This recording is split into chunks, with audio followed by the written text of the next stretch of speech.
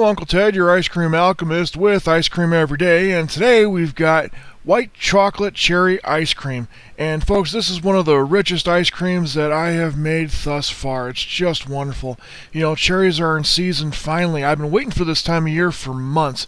So let's get started, and we begin as we usually do, measuring out 2 cups of heavy cream and 1 cup of whole milk. Now, I had to break down and get some heavy cream from the big store because the dairy, let's just say the dairy's product hasn't been the best. So sometimes you have issues finding heavy cream. It happens.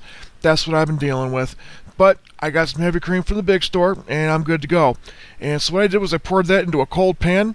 And once it gets poured into a cold pan, then I turn it on to low heat. I want to heat this ice cream slowly.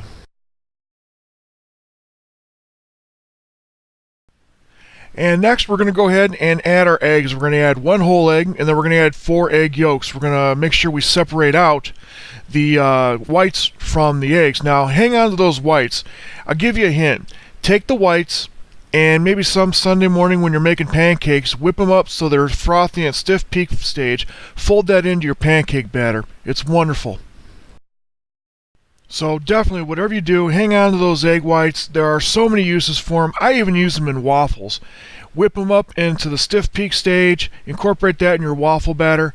It's just wonderful. Now, next we're going to go ahead and get our sugar mixed up. Now, like I always do, I take 3/4 of a cup of sugar.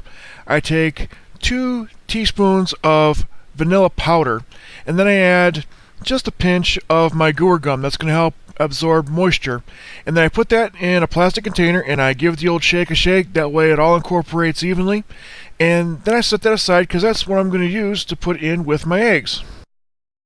And next what we're going to do is we're going to go ahead and beat our eggs, and then we're going to slowly add our sugar mixture, and we're going to do that in 3 or 4 batches. This way it doesn't clump up on you and you don't get lumpy. It makes it easier. Now, we're going to beat this until it changes color, becomes a pale yellow, almost a white, and we're going to have it till it's almost a ribbon stage. And once you get that ready, just set it aside because we're going to move on to the next item, and that is we are going to chop up our white chocolate. Now, I've got white baker's chocolate, and I've got 4 ounces of this. What I do is I just take it and I chop it up into some relatively small chunks. Now, it was hot in my kitchen that day, and it's going to melt easy, so it was already soft. It already chopped up very easily. And once I got it chopped up, I put it in a little container and I set that aside because once the cream is hot enough, then we'll go ahead and add our white chocolate. Now, one of the things to keep in mind about chocolate is the smaller the pieces are that you chop up, the faster it's going to melt, and the fewer lumps you're going to have, it's less of a pain in the butt. So that's why I chopped up into finer pieces. And then once the cream was really warm, almost hot, I went ahead and added my white chocolate and I mixed that in with my whisk and made sure it was all melted. Once you get that all melted and you're good and hot and your cream's reduced here a little bit, maybe about 10%, then you're ready to go ahead and temper. Next, we're going to go ahead and temper our eggs. Now, tempering eggs is a really important skill to learn. What we're doing is we're bringing up the heat of the eggs without cooking the eggs. We want to have the eggs hot without scrambling because scrambled eggs in any kind of dessert is bad. So we're going to go ahead and bit by bit, I'm using a 1/2 cup measuring cup. Once you get those eggs moving with your whisk or your beater, and you got them moving fast, then slowly start adding the hot cream. Bit by bit, we're bringing up the temperature of that egg mixture, and eventually we're going to bring it up to a point where we can actually add the rest of our hot cream, and it's not going to cook, it's not going to curdle, and we're not going to have a bunch of scrambled eggs to sift out when we strain it at the end. So by doing it in stages, you slowly bring up the temperature of your eggs. Now, this is a very important skill. It takes a little bit of practice, but trust me, once you learn how to do it, you will have much better desserts and you'll be able to make some really incredible things.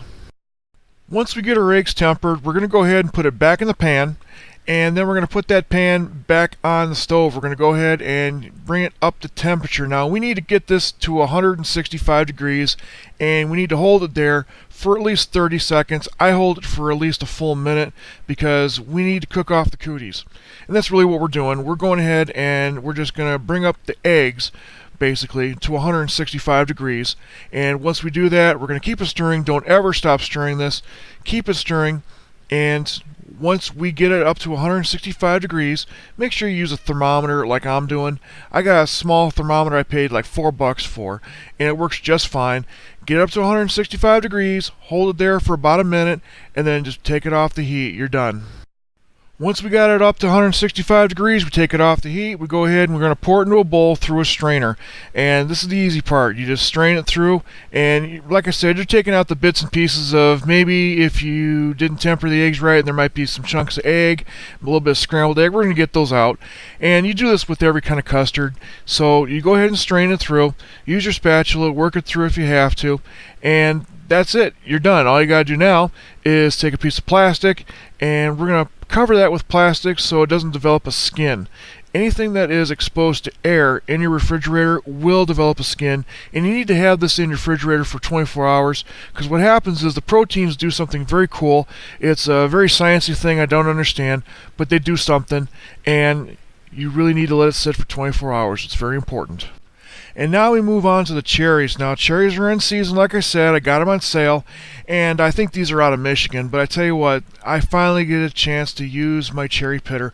I spent forever trying to find this cherry pitter about 10 years ago. Now that I finally have one, I love to use it. Now, the cherry pitter, it's a real simple thing to use, and it takes a little bit of skill. And I want to give you guys a word of caution. Even when you're using a cherry pitter, it's not going to get all the pit out. Some of these cherries have fractured pits, some of them have little side pits. You never know. So you got to be careful. There's a couple of processes I'm going to show you, but we need to make sure that we get all the little pits out, because I guarantee you, you do not want to have a piece of pit get into your ice cream. You do not want to be responsible for somebody's broken tooth. So, now this made a mess. I can tell you that these cherries were extremely juicy. I had cherry juice all over my kitchen, all over me, all over my arms, my face. It was a mess. Now, I'd like to point out that as I did this, I tried to save as many of the juices as possible. I put my hand over the cherries when I was pitting them, because I wanted as much of the juice as possible in my bowl. Plus, I would take the pits and throw them back into my strainer, because what I did after that, after I had everything pitted, I went ahead and I ran some water over my strainer, and I rinsed out my cherry pits and stems and have that all drain into my catch bowl at the bottom, because I'm going to take that juice and I'm going to pour that in the bowl with my cherries and heat that up, because that's got a lot of flavor in it and I don't want to waste it. When processing the cherries, I put half through my food processor and I chopped them up pretty fine. The other half I did a coarse chop. I wanted the contrast between the smaller bits and the bigger bits, and I think that was a good mixture. Plus, in the food processor, you hear any little bits of pit that you didn't get with your cherry pitter, and then you're able to pick those out. The other thing that I found is that cherry pits will actually float when heated, and that was really good because I picked out 3 little pieces of pit that I completely missed, and I'm happy to say that I'm confident I got all the cherry pits out, so no one's going to lose a tooth. Now, these were about 2 pounds of cherries, so I used half a cup of sugar per pound, and then I cooked them down. I got them almost to boiling point, and I cooked them for about 30 minutes to cook all that moisture out. I reduced it by about half. What I ended up with was a wonderfully thick and rich cherry sauce. After you take it off the heat, put it in the refrigerator, cool it for 24 hours, then you're ready to use it for your ice cream. So what you do is you go ahead and bring out your cream base, and I added 1.5 cups of the cherry mixture to the ice cream base that we made, stirred it up real well, and then I went ahead and added it into my ice cream maker, just as instructions say you should do. It's not rocket science, it's ice cream. If I can do it, you can do it. And I gotta tell you folks, this stuff is incredible. Within 20 minutes I had ice cream that I needed to put in the freezer a little bit to harden, but just incredible stuff. Now make sure that you get everything mixed up well before you put it in your ice cream maker. And I have to say that this is one of the richest ice creams. It could probably scale back the sugar a little bit next time, but really just incredible ice cream. And I do want to thank you for watching. And remember, click subscribe, share the videos around. I appreciate the subscribers and the likes. And if you're not eating ice cream for breakfast, what's the point of being an adult? Thanks for watching,